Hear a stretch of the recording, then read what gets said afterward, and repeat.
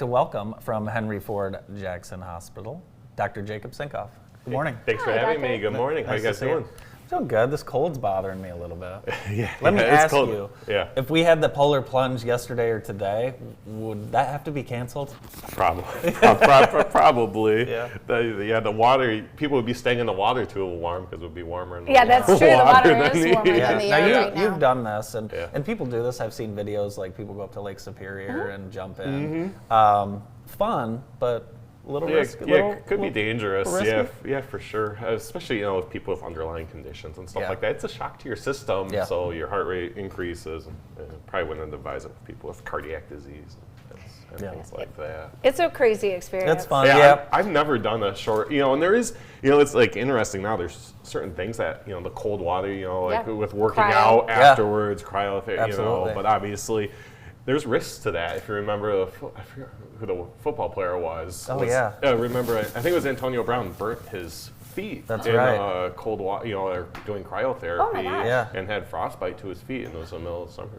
Oh my gosh! Kept them out. So always something to worry about. And my brother-in-law just bought a cold water immersion thing for after working out to kind of help prevent it. Yeah, those are popular. Yeah, so those are getting very popular. But there's can be some risks to that sort of stuff. It's probably a good idea for people to talk to their physician before they especially decide to make those that polar plunges. I've never done one. It's like I ice fish and hope never to do the polar plunge. If you can ice fish, which Andy is an avid ice fisher. I've gone. Once.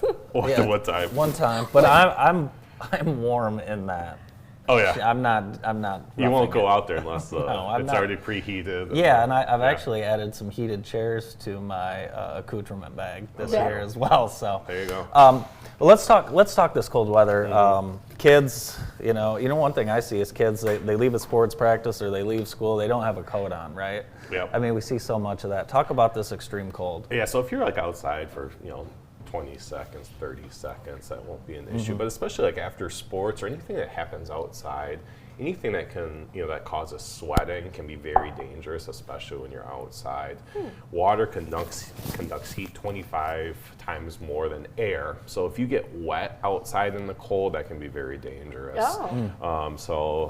Just because it conducts all the heat away from your body much faster than just air would. So I remember as kids, you're running around playing outside, getting all sweaty and all, and if your hands get wet or just playing in the snow and stuff like that can be pretty dangerous. So if you get wet, always important to get inside, and take off the wet clothing, change it to something warm. And I feel like the message is also wear those coats after your sporting events. Put your coat on before you go outside. 100%. So it's not just a mom message. We've got the fine doctor here. That's right. No, wear your coat. I don't care if you're warm. It's still cold out. Stay warm and dress in layers. And you can always take stuff off, but once it's hard to can't go back home and get more stuff once you've left. So your group has brought us IEP, which I call the spa urgent care, and you've had quite the shows in there over the years. We've had injury after injury. We had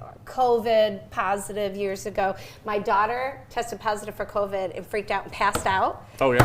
Bam! She had stitches or braces on, and so they got embedded on the inside. Your staff. Literally, it still felt like a spa, even in that moment. Got her comfortable, got her to, I'm freaking out, I think my daughter just died. They bring her to, they get a suture kit and pull out, they just took care of her and it was beautiful, and she left there with a smile on her face. So if you can experience that and leave the building with a smile, from your front desk people who are always so nice and so helpful to every provider, and we've seen a lot of them, you guys just bravo. Yeah, well, we're super happy to hear that, and we're here to serve the community. It's been so busy there that soon I'll start working there too even. So me and some of the other ER physicians will be starting work there soon. We've just been so busy, which we wish everyone was healthy, but we want to be able to be there for the community. So, do you know what they're seeing the most of right now as far as cold, flu, strep, that kind of stuff? All that stuff. Oh yeah. Lots of COVID. Lots of influenza A has been going around. RSV we're still seeing some of that. I think RSV's probably peaked, but we're still seeing some RSV. Have you treated any cold weather injuries or anything? We have in the emergency department, absolutely. Yep, we've seen some frostbite injuries, and we treat them almost like burns, so it it can be very dangerous. There's a lot of places in the community for. We have rewarming stations. A lot of the public libraries will stay open, especially in these extreme temperatures, to give people a place to warm up. And obviously, we're always the hospital. We're always open 24/7. And if you just need somewhere to stay warm for a second, come sit there, do something.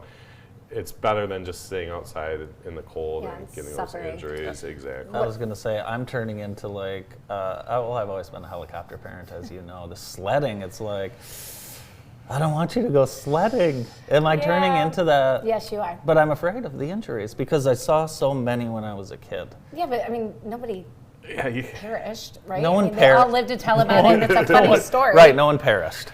No one perished. Yeah, just make sure you're not slinging around trees and stuff like that. Or the Cascade Hills are great. They are great. They're amazing. Cascades is a great hill, but that's a big hill. Yeah. But in that same respect, like slip and falls, are you seeing that? Yep, lots of slip and falls.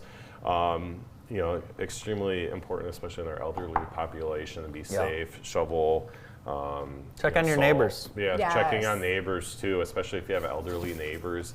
We'll see, it doesn't take very long for a house to get really cold, especially if there's an issue with a furnace or something like that. Very, very, very quickly houses get cold. And, even if the temperature goes down below, much below 50 degrees, even 60 degrees can cause a lot of hypothermia.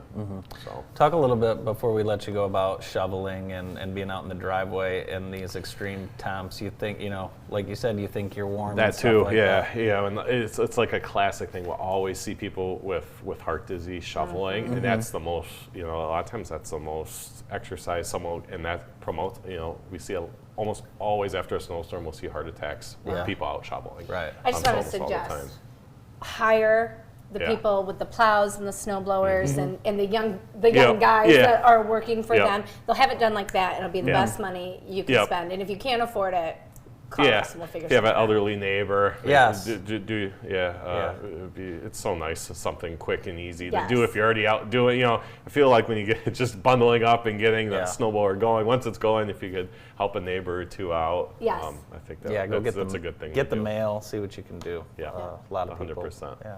Awesome. Well, thank you so much for being with us. Do you have any ice fishing planned over the next few weeks? This weekend, I think I'm going to go. I got a new ice fishing shanty. Oh my goodness! And I was at the lake house yesterday. I saw people are out already. So be safe. But I think it's been cold enough. I think we have 4 or 5 inches of ice, so we should be safe. As long as you're just walking. I wouldn't bring any ATVs out there. Well, keep us posted and good luck out there. Absolutely. Thank you. Dr. Jacob Sinkoff from IEP and Henry Ford Jackson Hospital. More of the show after this quick break.